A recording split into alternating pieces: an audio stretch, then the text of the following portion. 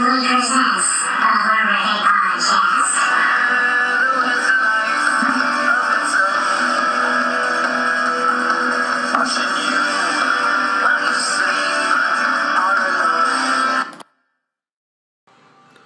What is going on, everybody? This is Jimmy, and this is episode 180 of the Horrific Podcast, man. It's been a whirlwind of a start of 2019. We've casted the doorman. We have had multiple experiences, and I just got back from Los Angeles. We'll have a pretty cool Nerdageddon podcast later on this week. The news is just barreling through in the movie industry so far, and between trying to put together a film and making films for student budget or student school,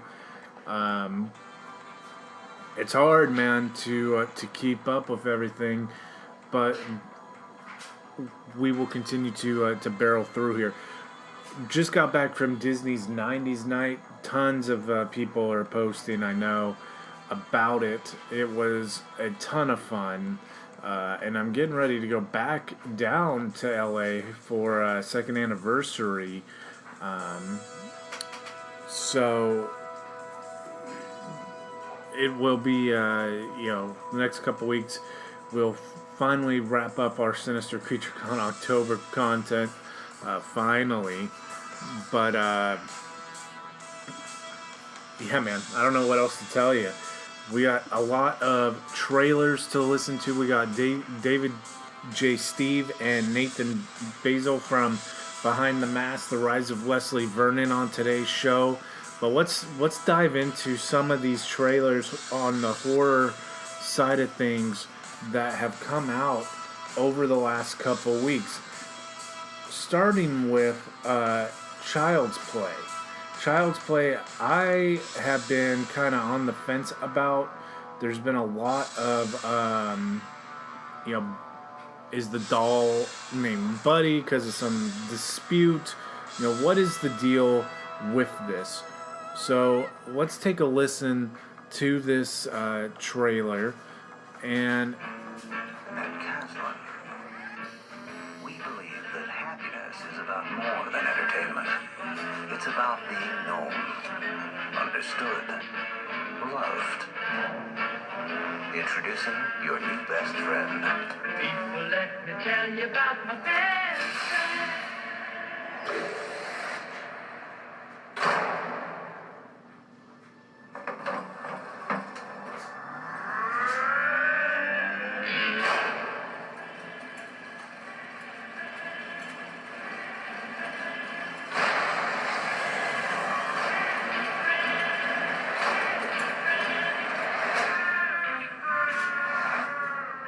Chucky?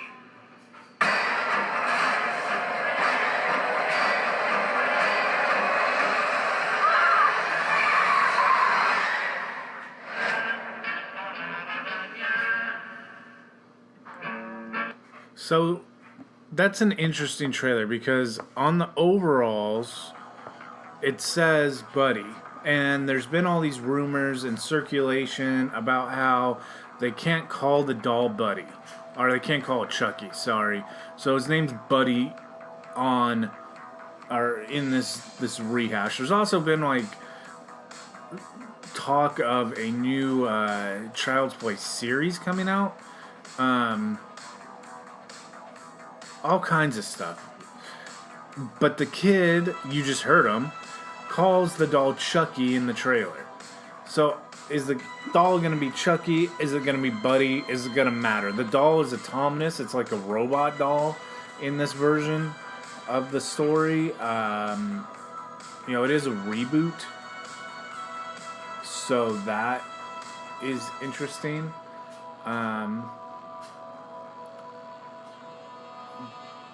But yeah, it looks cool. The movie, I'm not going to say the production value, all that. It looks pretty damn decent. but we will see how it performs once it comes out. I feel like everybody gets their hopes up exceedingly high for horror films, and sadly the mainstream, not more often than not, kind of lets us down. And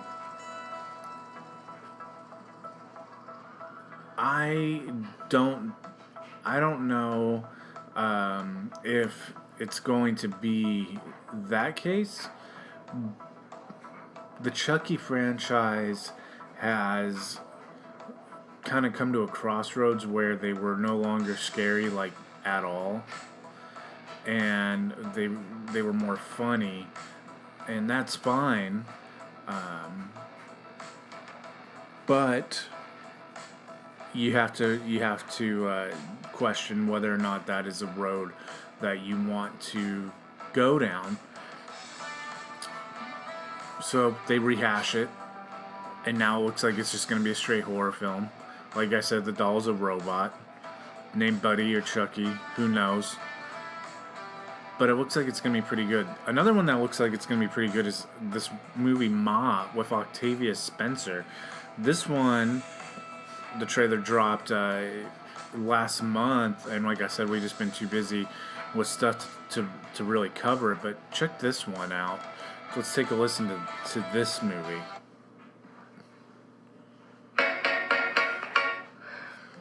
Are you going to meet a boy? No sex or booze. Okay. Whoa! Maggie came to party. Get in. Go, go. Excuse me, would you mind buying this for my friends and I? Not interested. Please? Hell. Whoa, there's my girl. This never happened, okay? Thanks again for doing this, ma'am. You guys want to party like rock stars? Follow me. Let's get filthy. The bar is open. What do you think? We don't know this chick. Ain't much, but it's all you. Cool basement. You're free to do whatever you want down here, but nobody go upstairs. This is so sick. Welcome to Mars. What? Love Ma. It's 5 o'clock somewhere. How did she get our numbers? You know where the party is. Those earrings are beautiful, Maggie. You got a sweet mama, huh? Who are you with? Just some kids from school. You have a boyfriend. Men are dogs. There's something off about Mama. Seriously? She's harmless. And her basement's pretty much the best drinking spot in town. We can't go up there.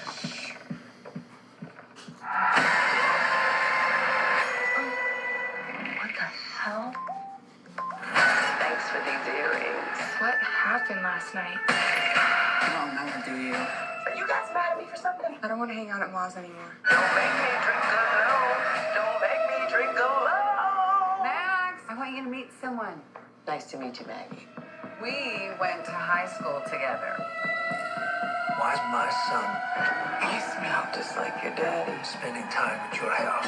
Hey, guys. That bitch is crazy. Probably something wrong with me. How does it feel to be on the outside looking in? Let's get this party turned up. What are you doing? This is the most fun I've had in a long time.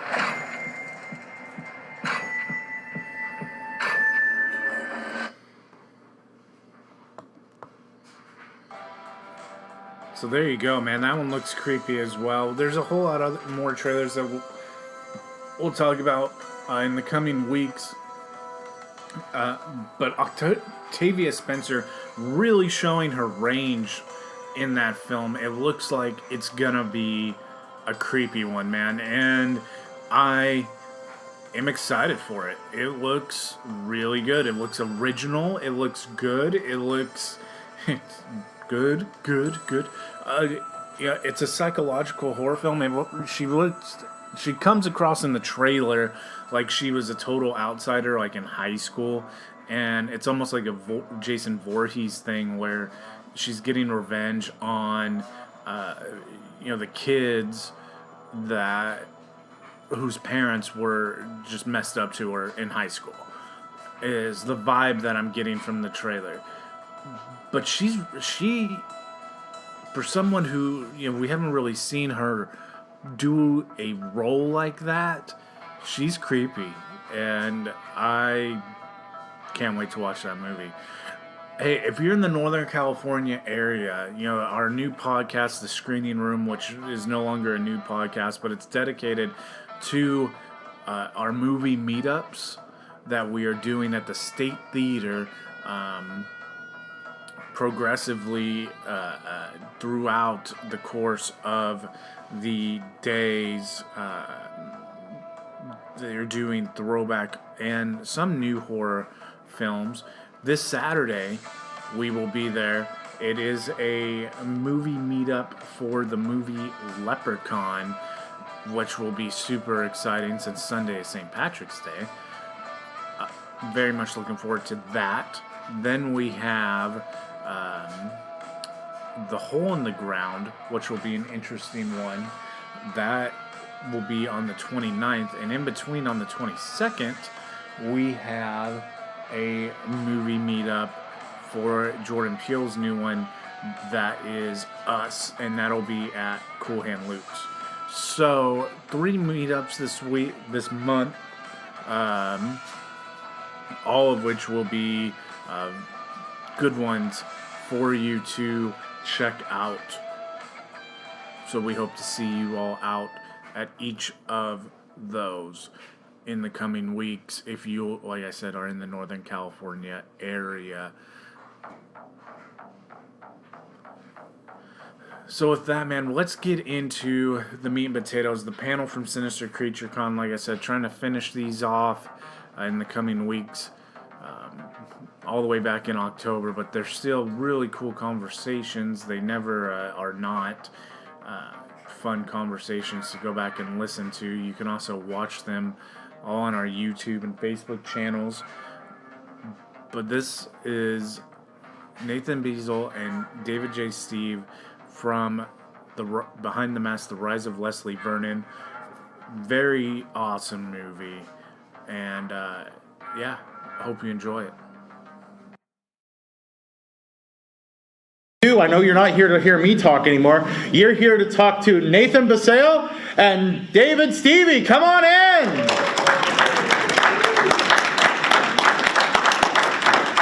Wait, which one are you? I believe you're here, Nathan. I believe, David, you're right over there. Okay.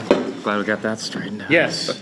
Welcome. Thank you very much from the bottom of my heart for being here at Sinister Creature Con. It's always a delight to see you, Nathan. And it's been wonderful getting to talk to you, David. So I'm very happy that you're both here. Thank you very much. Thanks for having us. I know there's lots of people here who are big fans of Behind the Mask. Before we get into lots of those questions and things like that, there's the elephant in the room that I do need to bring up, which is, other than me, which is Scott Wilson. My condolences on your co-star passing. I'd like to hear some of your fond memories of him on set before we ask any questions about the rest of the movie. Way to start heavy, man. Jeez. I know. I'm going to lighten up afterwards. Thank you. And thanks to you guys for being here, by the way. Thanks to Tim and everybody from Sinister Creature Con for putting this on. It's so great that we're able to have these moments, interact with the horror fan, the fan base and the genre supporters. So thank you guys. Wow, Scott. I didn't get a chance to be on the set with Scott. As a writer, I had the opportunity to be on the set some of the times, but that's not typical. But I did have a chance to meet Scott, obviously a number of times over the years, and he became a very good friend and a mentor to me. I think that, the best way I can sum Scott up is the last time I had breakfast with him, which is about a year ago, which is too long. So if you have somebody in your life that you've been meaning to hang out with and spend some time with, and you say, I'll get to it, do it tomorrow. But I was having breakfast with him, and I was lamenting the end of a 5-year relationship I had been in, and sort of going on and on about how, she was so great, it didn't work out, and maybe we made a mistake, and she was blah, blah, blah, blah, and hemming and hawing. And Scott was sort of eating his eggs and listening and nodding. And I talked myself out, and then Scott, kind of in his droll, said, well, the reason your relationship ended is because you're both pussies and you're afraid of commitment. And went back to eating his eggs, and that was it. I was sort of like, all right. But that was Scott. I mean, he had an uncanny ability to just cut through whatever noise you were given at him, and he would just put his finger right on the heart of the matter. He was a really great man, so he will be missed.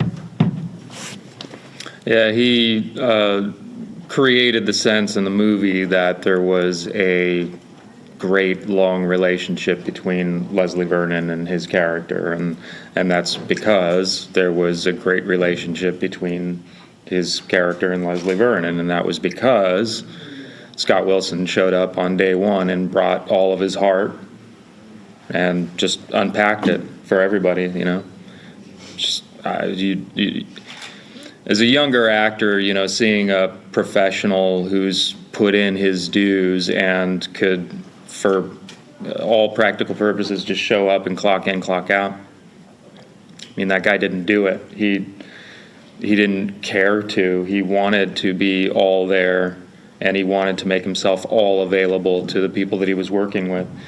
And you just couldn't get a classier example of how to work professionally, and you couldn't get a better example of how to be fully human in an art that tends to not feel very human a lot of times.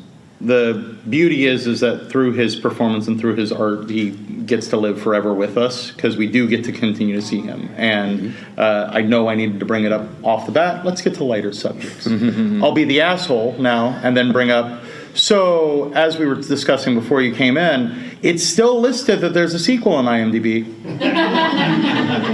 And we know there's nobody at that door, David. We know that there is a huge, I don't know what happened. He just disappeared. He melted. We know that there is a want and a desire, obviously from the two of you, obviously from the fans. What else can we do to help them?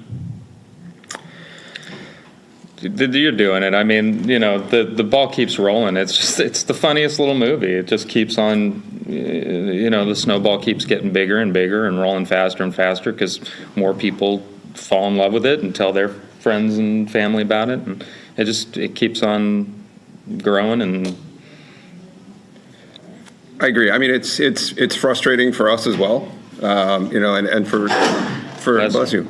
For Scotty Glosserman too. I mean, it's just something that it's been a passion project for him for a long time, and I think that what you can do is, as Nathan said, keep doing what you're doing, keep getting the film out there to more people. Make sure that you're introducing it to somebody who hasn't seen it.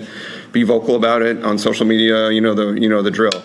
But there is also a graphic comic series by an incredible artist named Nathan Thomas Milner. You've probably seen his work and you didn't know it. Nathan did a six-part graphic novel adaptation of the sequel script. So the story is out there. You have to go to nathanmilliner.com, I believe, or Rebel Rouser Art or something like that. You have to look around for it. But I think that the decision that was made a while ago was, instead of waiting for the sequel to be made, instead of waiting for the financing to magically fall in place, which is the holdup, it's always about the money, unfortunately, we decided that it was time to just get the story out there. We know there's lots of source material, other things, people will show up. It's not like I think Scott got to a point where he sort of said, why are we sitting on this? Let's get more Leslie Vernon universe stories out there.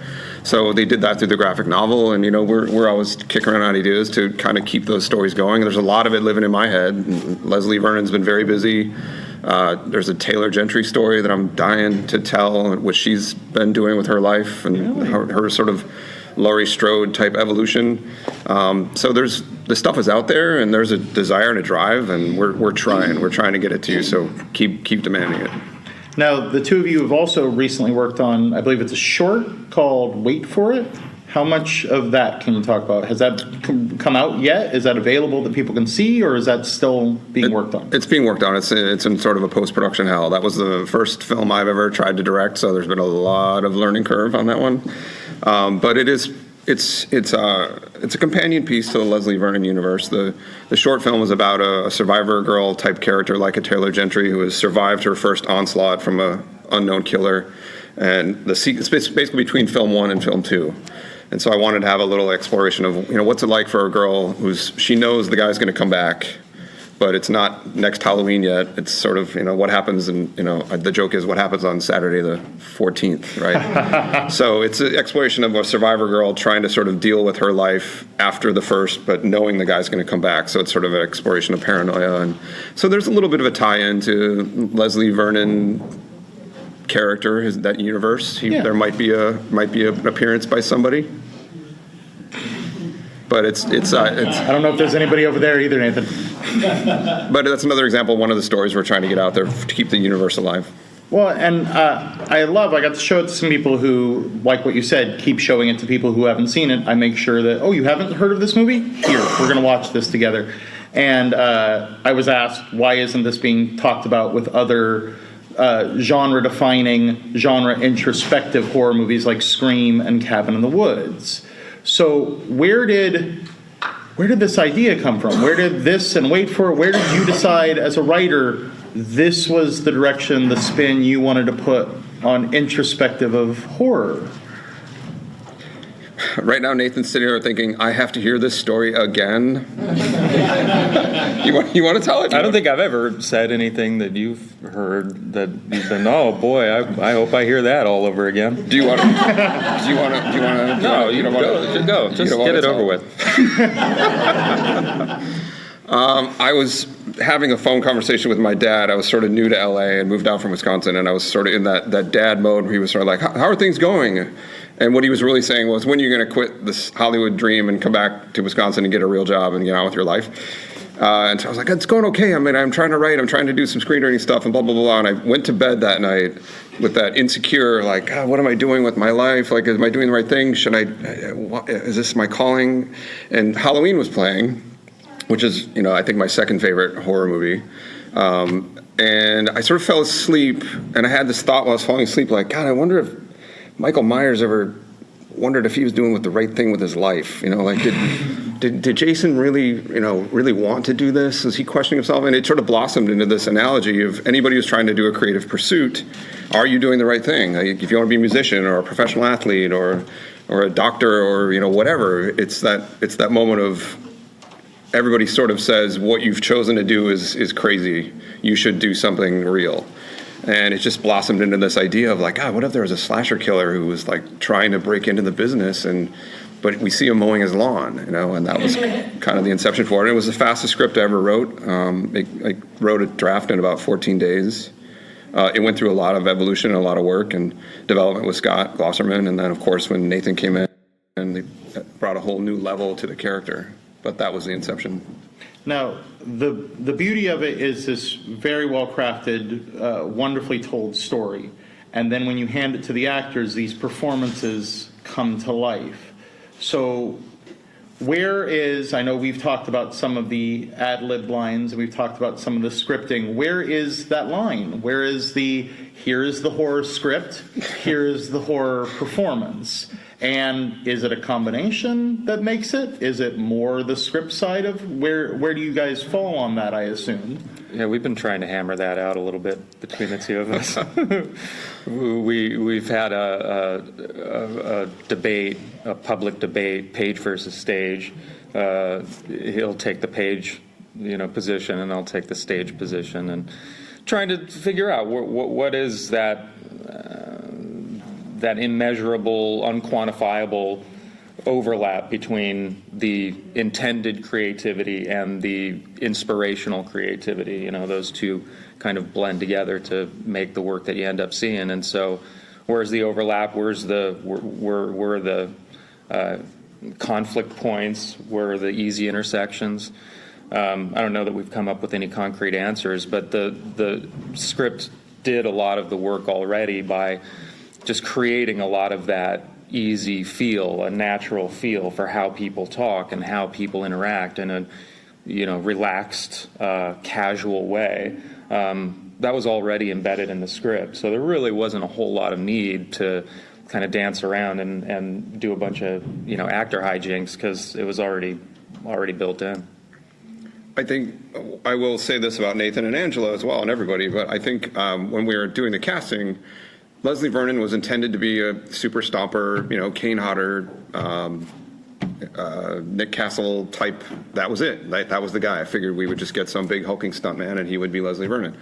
I figured that they were going to do that too, by the way. I thought there was no chance that I was ever going to get the role. I thought it was stupid that I was even auditioning for it, but... And that's exactly the beauty of it. What Nathan brought to the character, we went and got in the room, and he brought this charm to Leslie Vernon, which is the Leslie Vernon you guys all know and love, that was never existed in the script. It really didn't. So that's all Nathan.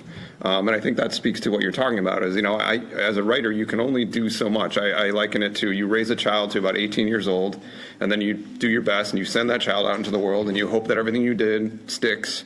But ultimately, those characters are going to be interpreted by actors and by directors and by editors and everybody else. So you sort of bite your nails and you hope that your kid's going to be okay. What Nathan did with Leslie made this movie. He doesn't like to hear anybody say that, but it's absolutely true. Without Leslie Vernon being this guy, it is just another quirky, indie film that I think would have just gone away. There is definitely an honesty to your performance that I hold up there as far as amazing horror performances that I don't know if a big hulking guy would have brought to the table on that one. It would have made a lot more sense in a lot of ways. I mean, I've joked about it in the past, but it's not really a joke. I think that the movie would have been better commercially, would have had more commercial success had it gone the more... the intended route of, a big hulking, massive, kind of faceless, mindless machine, that would have been more understandable. It would have been more gettable, I think, for an audience. But I think the movie that we have now, it stands up to multiple viewings, whereas had we gone the intended route, we might not have had something that you'd be interested in watching more than one time. I think it would have registered, and then it would have kind of gone away. And this way, it's something else. I did tell you weren't going to get a word in edgewise, because now I got to respond to that and say that when what Nathan and Angela brought to Leslie and Taylor exposed a love story. And I don't know if you guys agree with me on that, but Rise of Leslie Vernon is, at its core, sort of its base DNA, it's a love story. And had it been a big, hulking, kind of brooding stuntman guy, I think that character would have been much more antagonistic toward the audience and to Taylor and to the crew. And I don't know that the chemistry and the dynamic that you see between, Nathan's Leslie and Angela's Taylor would have existed. Well, I think it's beyond, at least in my opinion, I think it's beyond just with Taylor as a character. The rest of the crew for the documentary, there's a performance that I think is often overlooked of yours in the film, which is where you're in the orchard and you have to snap the neck. Yeah. And he pulls the mask off your face, and he's begging. He goes, "Leslie, I want to see you. I want to see your face." Right. And the look on your face being very much, there's the killer who needs to kill, and then there's the pain of, I kind of like this guy. And I think as an audience that comes across because we feel it as far as we always want the killer to lose, but we really like you. So there's our dilemma as an audience. Yeah, that's an interesting moment because it's the only time that Leslie's in killer mode without the mask on. And we've made real concerted efforts that if we were doing the documentary style, portion of it, he could have the makeup on and everything like that, but the mask wouldn't be on. That was the only time that you actually see him as the boy with the mask on, and then it comes off and he's in the killer mode. And I found that a really interesting moment because the audience has been making friends with Leslie for a good long while of the movie. And that seemed to be the moment where the audience was put into jeopardy. because their relationship with this guy, if it hadn't been up to that point, was definitely going to be challenged at that time. Seeing him do without the mask on. I very much liken that moment to the moment where Norman Bates gets the wig pulled off. Yeah. And suddenly it's the realism of killer versus human, Yeah. who became the killer. And just a beautiful performance of yours.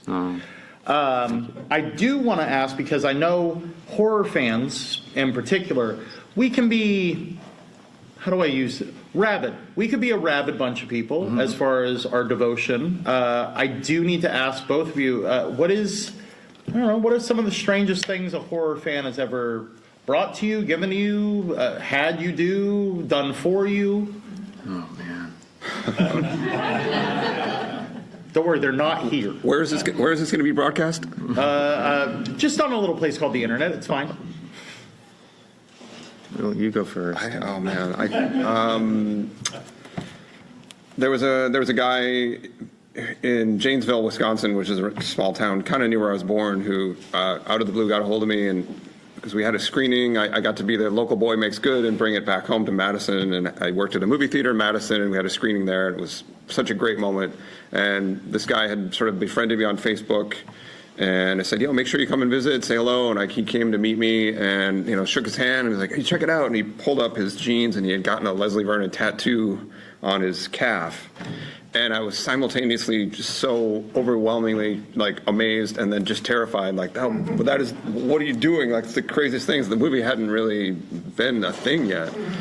So I think to me it was shocking to see that Leslie as a character had resonated with somebody enough to get their face tattooed on their body. That's not really a bad thing, I guess, but it was shocking for me at that point. Oh, I bet. Yeah, somebody showed me their tattoo and asked me to sign it, and then they tattooed over the signature. That was pretty wild. But I mean, in general, no, everybody's really cool, and it was the only real exposure to horror that I've had has been through the movie. I've watched a few films here and there, but I'm a little scaredy cat, and it's not a genre that it's not my go-to. But when I first started going to cons, it made sense. The people made sense. The community made sense. Everything just felt like it was warm and welcoming. It's felt like home ever since. I know, as far as something I wanted to bring up, because I don't know if you guys have seen this for a while, or specifically you, Nathan, as far as strange things fans have done. Does this look familiar to you? Yeah. Can you share what this was about? What happened with this? If you can see this, it says "Meet Leslie Vernon Party." Yeah. That was Matt's 40th birthday. Yeah, he's a Texas fan, and he invited me out for his birthday. Is he here? I don't see him. His 40th birthday, and he flew me out, and I went to a dude's 40th birthday party, and signed stuff, and had a ball. My brother lives not too far away from him, so I got to wrap a little family into it too. But and he had all the posters made up and just everything. It was I just thought that was a super interesting story, so I had to make sure everybody said, you can have Nathan at your 40th birthday. I guess that's the bottom line. Is if you want me at your 40th birthday party, you got to fly me out there. You got to put me up. But yeah, I'll come to your 40th birthday. That does make me actually. It makes me realize that I think what has been really cool is just the amount of fan-created art and action figures and toys and dolls and Funko Pops and unique artwork and posters. It's you come to our tables and there's a bunch of one of a kind stuff that we've got on our tables. It's just stuff that it's there's no way I'm going to sell any of it, but I just can't sit in a box collecting dust. It's too good, I got to show it off. Yeah, I think that's the coolest thing. Is it's not weird. It's just that's the best part of this. Is just this is so organic and no studio's paying attention to any of this, but there's just more and more Leslie Vernon stuff. All for love. It's cool. All it's for love. Great. So. Let me open it up for questions. Do we have some questions for Behind the Mask, The Rise of Leslie Vernon? David, when you were writing it, were you worried legally that you couldn't reference Michael or Jason and what you would do if that's a good question. You got to call him Mickey? I've never heard that question. Yes. I was worried about that, and Scott and I had a long conversation because in one of the earliest drafts, we had, before we had really realized the universe, we had a scene where Leslie was sitting playing poker, and it was like the dogs playing poker picture. It was Jason in his mask, and Freddy with the scars, and Michael in his mask, and Leatherface is in there, and you know, we're like, how are we going to do this? Like, and we realized there's no way in hell we're never going to get clearance to use these characters, so we had to try to sort of, you know, Jason became Jay, and Michael became Mike, and you know, we were obviously very much, you were all aware of what it was, but we did, and it was good. It was the right decision. That would have been a cheesy, horrible interpretation. There's no reason that they would have had their masks on while they were sitting around playing poker. But yeah, it was a real thing. And we, at some point, we just said, well, screw it. I mean, great problem to have if, you know, Universal or, you know, New Line or whatever comes after us. So. And there's no legal issues with saying Mike Myers? Not yet. No, I was about to ask. My follow-up is, has anybody ever contacted you and said, hey, you should have called us? Or have you... It's one of the things of flying below the radar, I guess. I guess that's a good thing. No. I saw some other hands start to raise. There we go. I was just curious, kind of along with that, where the movie's so meta and it acknowledges all the other franchises. If you guys ever got the opportunity to do a Leslie versus somebody, who would you want him to go up against? Mm-hmm. Would you want to match wits with... I'll fucking kill them all. All of them. All of them. Yeah. One at a time, all together. Yeah.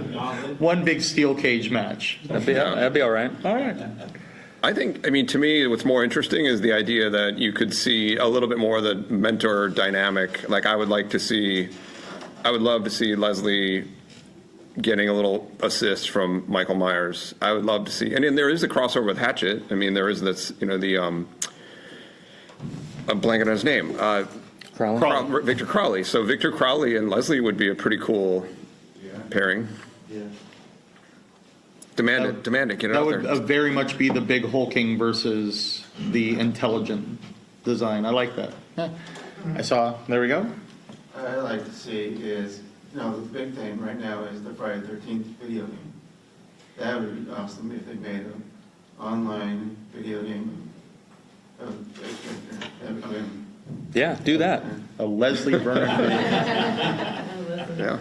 I like that Nathan just gets to turn and look at you and go, get to work. Do it. You do your job. I'm going to do mine. I saw some other hands start to go. Oh, maybe I guess. Oh, there we go. Related to the idea that the film is characterized by a lot of sort of meta understandings of this genre of film, what do you think it is about those tropes or sort of repeated characters that resonates with audiences who are horror fans? I'm speaking from someone who's a little bit both on the outside and the inside. I think Stieve can speak more generally to things, but something that in particular was interesting to me to play with for the movie was the kind of philosophical approach to how do I be okay with selling this as just the greatest job ever, you know? How do I have the same kind of enthusiasm about slashing as, you know, a dude who's I don't know, saving lives or whatever, you know, whatever and I realized out of the script it's referenced in the script, but if we're taking a kind of big picture look at things and we're stepping back, you know, 30,000 foot elevation view of things. You have to have this in the world, in the universe. There has to be a force that's about celebrating death. That's about celebrating pain. That's about celebrating torture and just as you have to have those other elements on the other end of the spectrum, and they're generally represented, but the stuff on this end of the spectrum isn't usually celebrated like that. It's usually something that we kind of try to avoid looking at or thinking about. And so it was really helpful to think of things in terms of, I'm doing the world a service. I'm I'm performing a public service. It's not anything that I need to be ashamed about or apologize for. It's something that deserves celebration, if you just skew your thinking enough. Yeah.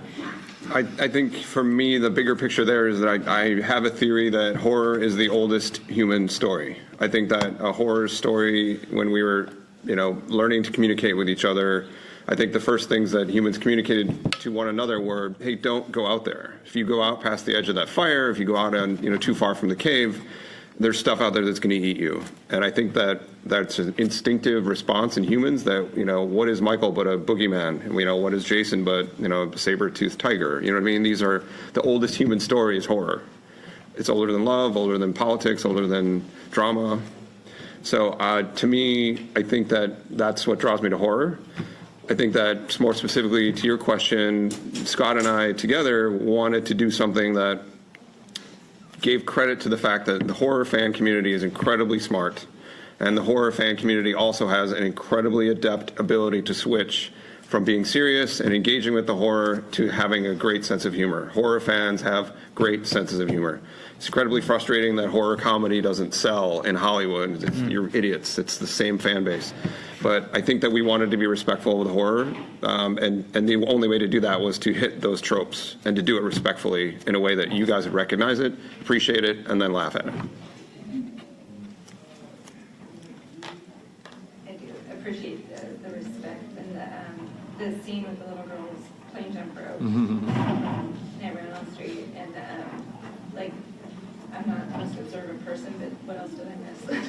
Oh, there's a few. I know there are, but it's been a while since I've seen it, and I know that that one stands out to me most. There's a Hellraiser box in the background. Sitting on an end table, if I remember correctly. Yeah. Just sitting there, not even addressed. Eugene's, there's a scene where Eugene stabs a knife into a cutting board, which I believe is borrowed from Friday the 13th, if I'm not mistaken. I don't know. And and his car. Anybody recognize Eugene's car? It's a pretty recognizable Delta, Delta. Yep. So I think I don't know what other things are buried in there. The music. Oh yeah. There's music when Leslie's putting his makeup on. There's music. The music playing in the background is from The Shining. The Red Rabbit Inn. The Red Rabbit Inn is in there. Yeah. Got to watch it again. Watch it again. Just keep watching it. But where did the Paradise Lost mic come from? Oh gosh, I don't know. We don't know. Nobody knows. Nobody knows. We were partying one night near the end, and somebody said it, and it was really, really funny, and nobody can remember who said it. And the last day of shooting was in a library, so I thought if we can't work in Paradise Lost Found It in a library, then we don't deserve to be doing this. Somebody brought the book down, and I shoved it in the stack, and we shot it. We all vaguely remember joking about it at the partying the night before, but it's a gift from the gods. It manifested itself into the movie. But that's definitely a prime example of, as we discussed earlier, what you were saying, the page versus stage. That was never a page item. Yeah, well, this was an unusual movie in that there was a lot of leash. I was given a lot of leash to run, and I will run it out. I will, as long until you yank that chain back, I'm going to keep on running. And the leash just kept on getting longer and longer and longer. And so with something like that, I had, which is you don't get this opportunity ever, hey, let's completely reconceive this scene than how it was. You don't get to do that, you know? So just the fact that I got away with it was pretty awesome. I could literally talk to both you gentlemen for hours. Actually, Nathan, after how many times that I've hosted a panel with you, I have spoken with you for hours now, thankfully. But unfortunately, our time this time is at an end. So I want to give a round of applause for Nathan and David from Leslie Vernon. You can also show your appreciation by being able to go to their tables. They've got 8x10s to autograph. They've got merch to get. You can support them because if you go to their tables and talk to them more about the movie there, that brings them back here for more cons. So you can support them by getting them back here, by buying their stuff. So please do. Once again, thank you so much for coming. Thank you all for coming out. So there you go, man. We will have the Tonga Kid next week as a prelude to WrestleMania season, which is in full effect. That'll be a cool conversation with him. That was a whole lot of fun. But thank you to Nathan and David. Nathan has visited Sinister Creature Con multiple times, but this was the first time that we have seen him with David. So that was a very cool talk. I'm glad we got to do it, and I hope you enjoyed it. So Tonga Kid next week on the Horrific Podcast. We're coming up on that 200 mark. We'll hit it this summer, which is cool. But yeah, man, we look forward to producing more content, podcasting-wise, later on this week. Thursday, we will have a Nerdageddon show showcasing the Disney's 99. We got the firework audio and a couple concert audios for you to listen to. So if you like that 90s throwback music or Disney's Tune Engine, I've got some cool, funny stories about how Disney caved to the masses. That'll be on Thursday for you guys. And I thank you for listening to this Horrific Podcast. Stay scary.